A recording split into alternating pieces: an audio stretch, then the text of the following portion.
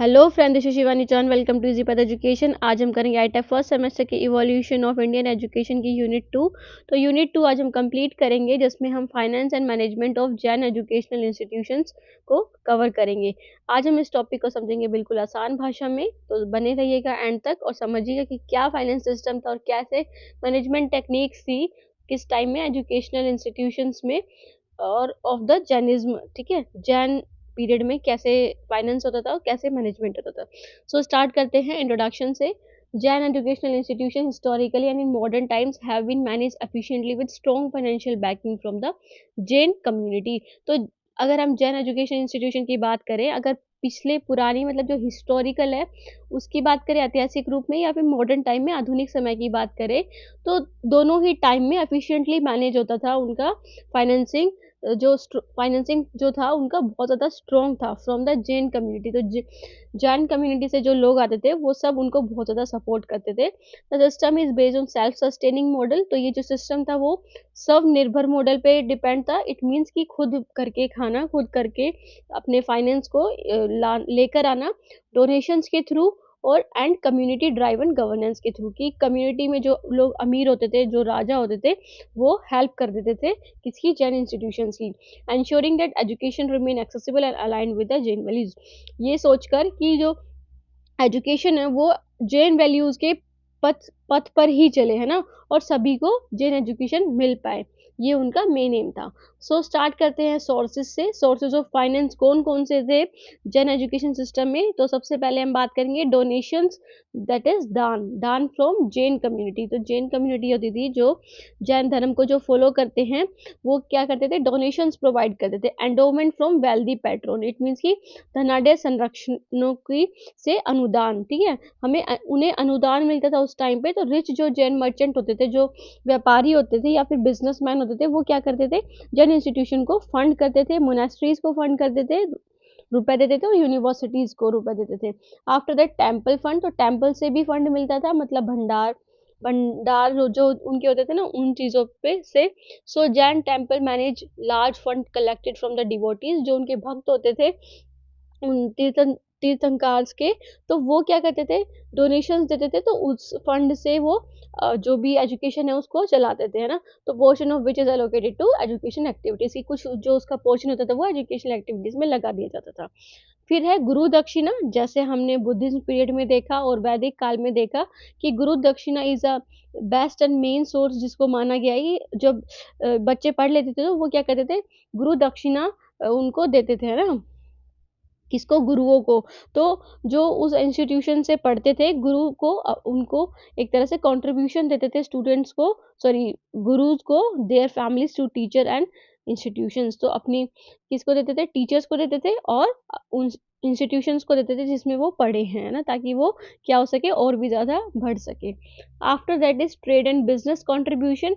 तो ट्रेड और जो बिजनेस कंट्रीब्यूशन था, जो जो जैन ट्रेडर्स थे, जो जैन व्यापारी थे और व्यवसायी पीपल थे, व्यवसायी लोग थे, वो क्या करते थे, अपनी जो वेल्थ का portion, wealth in the sense कि जो उनके रुपए आते थे, धन का पोर्शन, वो एक तरह से इकट्ठा कर लेते थे। जैसे आज हम सेविंग करते हैं ना, कि कुछ अपना मंदिर के लिए निकाल के रख देते हैं। सो ऐसे ही वो क्या करते थे, कुछ एक तरह से एजुकेशन के लिए निकाल के लिए रख देते थे। दैट इज नोन एज धर्म दान या फिर चैरिटी फॉर नॉलेज, है ना, कि वो एजुकेशन के लिए क्या करते थे, धर्म दान देते थे, रुपए। सो business and communities trust that finance school scholarship and research initiative. तो जो बिजनेस कम्युनिटीज होती थी वो ट्रस्ट संचालित करते थे, जो विद्यालय छात्रवृत्ति और अनुसंधान पहलों को क्या करती थी, वित्तीय सहायता प्रदान करते थे। ठीक है, ओके। सो ये उसके बाद आता है third one is the tax free और एग्जाम्पशन। तो क्या करते थे, हिस्टोरिकल कॉन्टेक्स्ट में जो मैनी जैन इंस्टीट्यूशंस थे were historically tax exempt from under Hindu and Jain ruler. तो कुछ जो इंस्टीट्यूशंस थे, जैसे कि आज हम देखते हैं हमें घर का भी क्या करना पड़ता है, टैक्स देना पड़ता है ना, हर चीज़ का टैक्स देना पड़ता है। तो ऐसे ही इंस्टीट्यूशंस पे टैक्स देना पड़ता था हिस्टोरिकल में। बट क्या करते थे, राजा जो होते थे उस टाइम के, वो उनको एक तरह से हेल्प प्रोवाइड करते थे कि आपको अपनी ज़मीन का, जहाँ पे आप इंस्टीट्यूशन चला रहे हो, वहाँ पे आपको टैक्स देने की कोई ज़रूरत नहीं है। तो some received royal patronage from Jain friendly dynasties. तो कुछ संस्थानों को जैन अनुकूल शासकों में राजसी संरक्षण प्राप्त होता था, कि मतलब जो रॉयल जो किंग होते थे वो अपना एक तरह से धन थोड़ा बहुत उसमें दे देते थे, किसमें, इंस्टीट्यूशंस में। तो जैसे जैन फ्रेंडली डायनेस्टी उस टाइम की कौन सी थी, अगर हम बात करें तो मौर्यन डायनेस्टी थी, है ना, तो वो भी उसको सपोर्ट करती थी जैन एजुकेशन को। चालुक्य डायनेस्टी भी सपोर्ट करती थी किसको, जैन एजुकेशन को।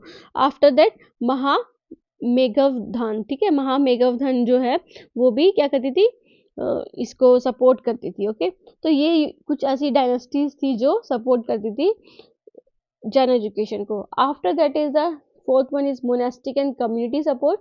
तो मोनास्टिक मतलब जो मठ होते थे या उपाश्रय होते थे, वो भी अपने कुछ धन जो है वो इकट्ठा करते थे, ताकि वो सेल्फ सस्टेनिंग इकोनॉमिक मॉडल पे जी सके। सो वो कैसे कर सकते थे, इनके लिए वो सपोर्टेड बाय जो मॉन्क्स होते थे, साधु होते थे, स्कॉलर्स होते थे, विद्वान, उनको सपोर्ट करती थी कम्युनिटी डोनेशंस के थ्रू, लैंड ग्रांट के थ्रू, कि उनको ज़मीन दान में दे देते थे, या फिर लोकल पैट्रोनेज की, जो लोकल लोग हैं वो उनकी हेल्प कर देते थे अपने अमाउंट में से कुछ अमाउंट देकर। ओके, ये फिर उसके बाद है next fifth one is the income from land and properties.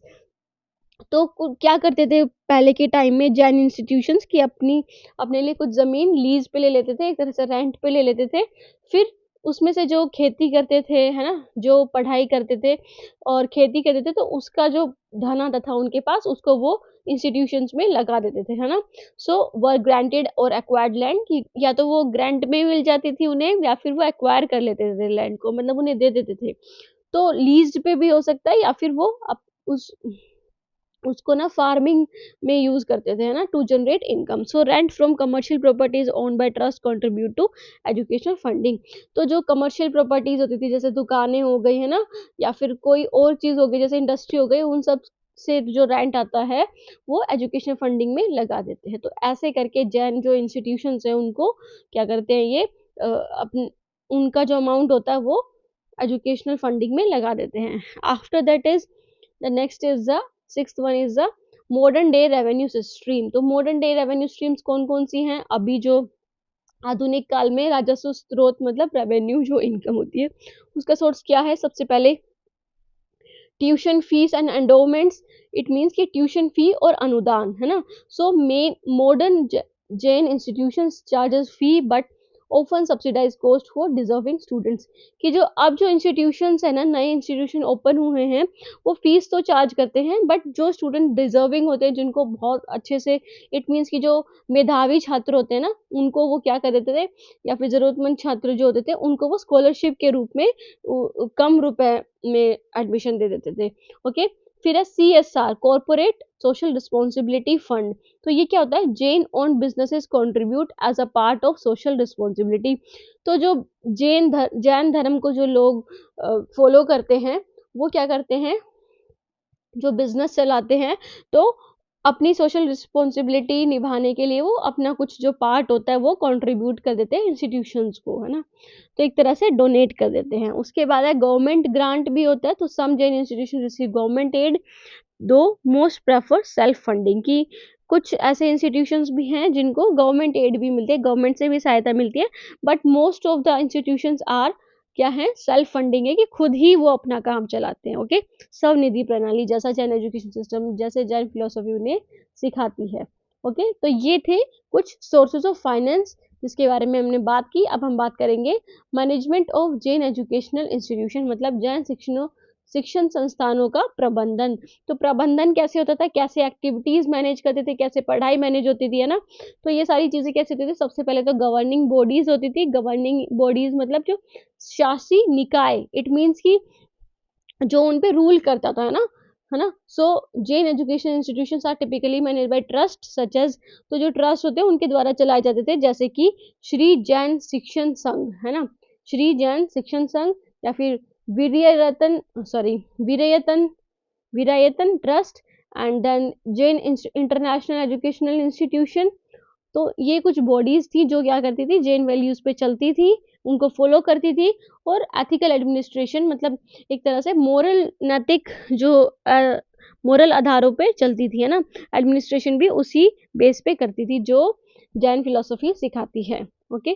फिर उसके बाद आता है role of monks and scholar. तो जो मोंक होते थे, जो साधु संत होते थे या विद्वान होते थे, उनकी क्या भूमिका होती थी? तो सबसे पहले monastic order, acharya and muni play a guiding role in policy making. तो जो आचार्य या मुनीज होते थे, है ना, जो मोंक्स होते थे, उनकी जो जिनको सबसे बड़ा पद मिला होता था, वो पॉलिसी मेकिंग में सबसे ज्यादा हिस्सा लेते थे और वही अपना जो रोल है वो निभाते थे, है ना, भूमिका निभाते थे। So institutions are directly managed by monks. जो इंस्टीट्यूशंस है वो मैनेज किसके द्वारा होते थे? जो एक्टिविटीज होती थी जैन इंस्टीट्यूशंस में, वो मॉन्क्स के द्वारा करवाई जाती थी, ensuring strict adherence to Jain principle. ये इंश्योर करते थे, ये सुनिश्चित करते थे कि जो जैन प्रिंसिपल्स है उसको फॉलो कर रहे हैं, मतलब उनको सख्ताई से पालन कराते हैं। ओके, पालन होता था उन इंस्टीट्यूशंस में। उसके बाद आता है सी इज द एडमिनिस्ट्रेटिव स्ट्रक्चर। तो एडमिनिस्ट्रेटिव मतलब प्रशासनिक संरचना कैसी थी? So most institution follow a hierarchical management system. तो बहुत सारे इंस्टीट्यूशन ऐसे होते थे जिनमें हायरार्कीज बनी होती है। फॉर एग्जांपल, जैसे अगर हम स्कूल की बात करें तो प्रिंसिपल होते हैं, फिर वाइस प्रिंसिपल होते हैं, है ना, फिर उसके बाद पीजीटी टीचर होते हैं, फिर टीजीटी टीचर होते हैं, फिर उसके बाद पीआरटी टीचर होते हैं। सो ऐसे, है ना। तो ये एक तरह से हायरार्की बनाने की, तो हायरार्की भी बनाते थे मैनेजमेंट करने के लिए। तो सबसे पहला है बोर्ड ऑफ ट्रस्टीज, कि जो ट्रस्ट, जो अलग-अलग जिसने जो जैन यूनिवर्सिटी को फॉलो करता था या फिर जैन प्रिंसिपल्स को फॉलो करता था, वो क्या करता था? बोर्ड ऑफ ट्रस्टीज चलाते थे, है ना। So oversee finance policy and expansion. तो वो क्या करते थे? वित्त नीतियां और विस्तार योजनाओं की देख रेख करते थे। After that principle and academic heads. तो ये जो प्रधानाचार्य और शैक्षणिक प्रमुख होते थे, वो क्या कहते थे? Manage day to day operation की, जो दिन भर की जो दिनचर्या होती थी, दिन भर के काम होते थे, उनका प्रबंधन करते थे। After that teaching staff and researchers. तो टीचिंग स्टाफ होता था जो जो पढ़ाते थे, और जो रिसर्चर होते थे वो क्या करते थे? डिलीवर एजुकेशन, एजुकेशन प्रोवाइड करते थे, open blending traditional Jain knowledge with the modern subject. कि उसमें हर तरह से पढ़ाई होती थी, कि ट्रेडिशनल जो जैन नॉलेज थी उसके बारे में भी पढ़ाई होती, और साथ में जो मॉडर्न सब्जेक्ट्स हैं आजकल के, जैसे साइंस के बारे में हो गया, लिटरेचर के बारे में हो गया, है ना, आर्ट्स के बारे में हो गया, तो उन सब चीज़ों, एस्ट्रोनॉमी के बारे में हो गया, तो इन सब चीज़ों के बारे में बताते थे। ओके। उसके बाद है financial transparency and ethical management. So Jain principle emphasise honesty, transparency and non corruption in financial dealing. जैसा कि इनके प्रिंसिपल्स सिखाते हैं, तो उसी प्रिंसिपल्स पे ये चलते थे कि इनको ऑनेस्टी से काम करना, ईमानदारी से काम करना, और ट्रांसपेरेंसी मतलब पारदर्शिता। इट मीन्स कि किसी से कोई भी छुपाव नहीं होता था, और बिना करप्शन की वो फाइनेंशियल डीलिंग करते थे। Okay. After that, trust and institution maintain detailed financial record and audits to prevent misuse of fund. तो ट्रस्ट और इंस्टीट्यूशंस थे वो क्या बनाते थे? डिटेल्ड फाइनेंशियल रिकॉर्ड बनाते थे, मतलब जो भी पैसे का लेन देन होता था उसका बिल्कुल रिकॉर्ड बनाते थे, जिससे क्या ना हो, जिससे मिसयूज ना हो फंड्स का, है ना। जो फंड उन्हें मिलते थे डोनेशन के थ्रू या पैट्रोनेज के थ्रू और किसी ट्रस्ट के थ्रू, तो उनका कोई मिसयूज ना हो, इसलिए वो डिटेल्ड फाइनेंशियल रिकॉर्ड भी बनाते हैं। ओके। सो उसके बाद है many institution publish annual reports on donations and expenditure. कि कुछ इंस्टीट्यूशंस ऐसे भी हैं जो एनुअल रिपोर्ट बनाते हैं, जैसे बजट आता ना हमारा एनुअली, तो ऐसे ही एनुअली रिपोर्ट बनाते हैं, ताकि उसमें दिखे कि हमारे खर्चे जो हैं वो क्या है, हमारी इनकम जो है क्या है। तो ये सारी चीज़ें वो दर्शाते थे लोगों को, जो उस इंस्टीट्यूशन में और बाकी जो मैनेजमेंट में जो उनकी हेल्प करते थे उन सब लोगों को। ओके। तो इसलिए हम बोलते हैं कि उसमें ट्रांसपेरेंसी भी होती है। ओके। फिर उसके बाद आता है ई, मतलब fifth one is the investment in infrastructure and expansion. तो स्कॉलरशिप एंड फी एजुकेशन भी प्रोवाइड होती थी। स्कॉलरशिप मतलब manage and institution provide free और subsidise education to students from all background.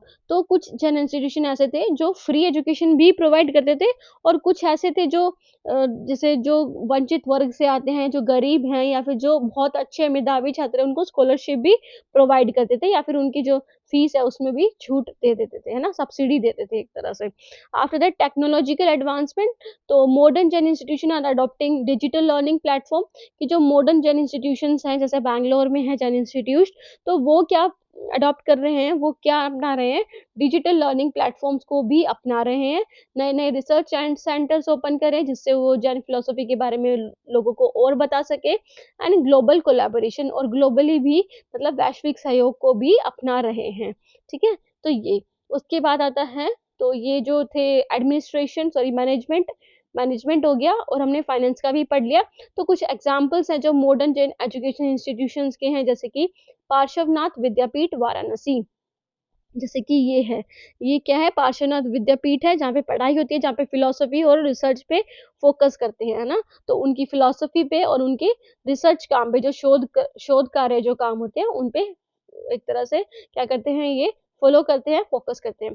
After that is Jain university, that is situated in Bangalore, a blend of modern education with the Jain values, that is this is the Jain university which is situated in Bangalore.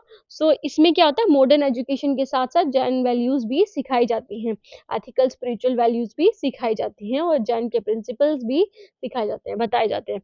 After that is वीर्यातन, है ना, वीर्यातन है ये बिहार में। सो वीर्यातन is this, तो ये क्या है, Jain educational and social service institution, कि ये भी एजुकेशनल इंस्टीट्यूशन है, और साथ में यहाँ पे सोशल सर्विस भी प्रोवाइड करी जाती है। मतलब जो लोग नहीं पढ़ पाते, जिनके पास बहुत कम फीस होती है, या फिर और तरह की जो भी सोशल सर्विस प्रोवाइड कर सकते हैं, किसी इंस्टीट्यूशन को प्रोवाइड कराना, है ना, तो वो सारी चीज़ें भी ये प्रोवाइड करते हैं। कौन? वीर्यतन बिहार में जो है। तो ये वीर्यतन है, ये भी काफ़ी जगह पे, जैसे मेरठ में भी है ना। तो ऐसे कुछ इंस्टीट्यूशंस हैं जिनके बारे में अभी हमने पढ़ा, कि बहुत सारे इंस्टीट्यूशंस हैं जैन एजुकेशनल इंस्टीट्यूशन की, जो मॉडर्न फिलोसफी को, जो मॉडर्न टेक्निक्स को भी यूज़ करते हैं जैन फिलोसफी को पढ़ाने के लिए। सो स्टूडेंट्स, ये थी आज की हमारी वीडियो, ये था आज का हमारा टॉपिक। हमने पढ़ा फाइनेंस एंड मैनेजमेंट के बारे में ऑफ जैन एजुकेशन सिस्टम, कि जैन एजुकेशन सिस्टम में कैसा फाइनेंस होता था, कैसे वित्तीयकरण होता था, और कैसे मैनेजमेंट होता था, मतलब प्रबंधन होता था, है ना, सारी चीज़ों का, सारी एक्टिविटीज़ का, सारी इन द सेंस की एजुकेशनल एक्टिविटीज़ का। सो आज हमने इस बारे में पढ़ा। कोई भी कंफ्यूजन रह गई हो तो कमेंट करके ज़रूर पूछिएगा, और चैनल को लाइक, सब्सक्राइब और शेयर ज़रूर करिएगा। Okay, thank you so much students, have a nice day.